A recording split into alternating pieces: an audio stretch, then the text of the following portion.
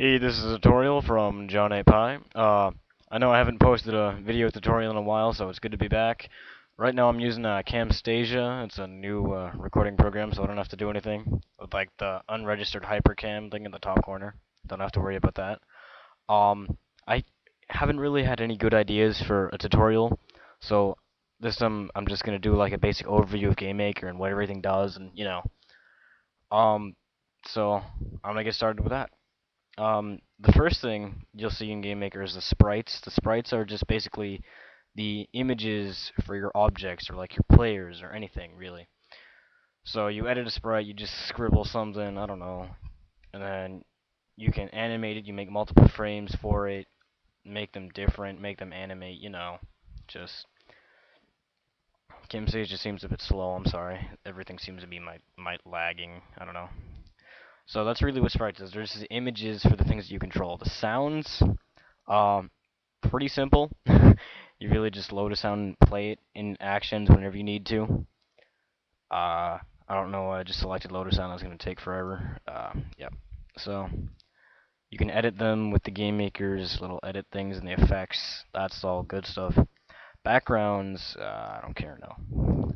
Backgrounds are just the backgrounds for your rooms, like the simple animation, just a picture to behind all your things that you want in the game, really. It works just like a sprite editor. You just edit an image and set it wherever you want it. I don't like backgrounds too much because you can't animate them. I prefer using sprites as backgrounds so I can animate them. I have a video on that. Um, let's see. These are used for like textures and stuff. You're to make like a 3D game or make anything like pretty cool, Paths I haven't worked a lot with, but really they're just pretty much what they're called. They're just paths that like a player will an object will follow in game, and you can make them like lines, you can make them circles, all this jumbled crap, Uh, Scripts are just like GML. It's just coding that you can call back and forth in game, and you can use encoding. It's simple. It's just GML actions, but just compressed, really. Fonts, these are used for like displaying text in game. Pretty simple to understand. You just choose a font, you can choose size, edit it, look at how it looks, all that good stuff. Timelines, it's like alarms, but a bit more complicated because you can add events, you can set when you want it to happen, how it happens, etc. So, yeah. Objects are the most important asset in GameMaker. This is where everything happens. You have all these events. These are like create events. Like each has an action or like whatever happens and then you set these little codes and actions corresponding to them. Like you can set gravity and set friction and all this that I will cover in a different tutorial. But right now I'm just showing you an overview of GameMaker. But this is where you'll choose a sprite, and it'll be the sprite for the object, and you just give it its commands in the object, and it's simple as that. I can go over it in other tutorials, but this is where everything happens. This is where it's at. Rooms. Rooms is where everything is done, pretty much. It's the environment for the game. You have all these objects. This is where you place objects. This is where the game is run and played.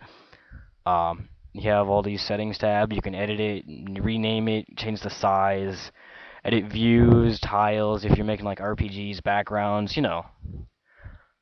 More on that in other tutorials. This is just a basic overview. You have the run actions. It runs it, run in debug mode. Debug mode I haven't worked a lot with. It really just displays what's going on as you go through it. Game information, pretty simple. You just type up whatever you want. You can make a manual in this thing, and it'll display when you press F11. No, F1. My bad. No, I don't care.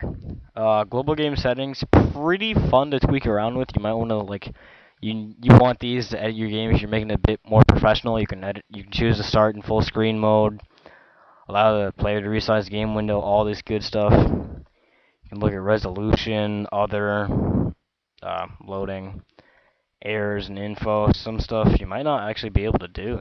Actually, never mind. Forget I said that. Extension packages are just stuff you can use for your game maker. Just helpful like libraries or helpful coding, you know. That's really it. These things on the top, these are just shortcuts for everything I just did. Just create whatever you want. These do the same thing. Yeah. This shows the help on Game Maker. Simple enough. Help is actually helpful. Don't think it's not. You can always use this instead of looking at my tutorials. I know. I don't know. You can just type in whatever you want. Yeah. Yeah, I shouldn't have done that. So, pretty simple. Publish on the website. I never do this. I think it's stupid. Create an exe file. You always want to do this once your game is done. It makes it just professional. It makes it an actual game instead of a game maker file. New game, open existing game. Pretty simple. I hope you guys understand this. Save the game. This is what you always want to do. Make sure you never lose your stuff. All that good. All that juicy goodness. Yeah, I think I've almost covered everything. I go more in depth than other tutorials, but just want to get you basic overview of what everything does and just give you slight little commands to know it. So, hope you enjoyed this tutorial. Please look at my other ones and have fun with Game Maker.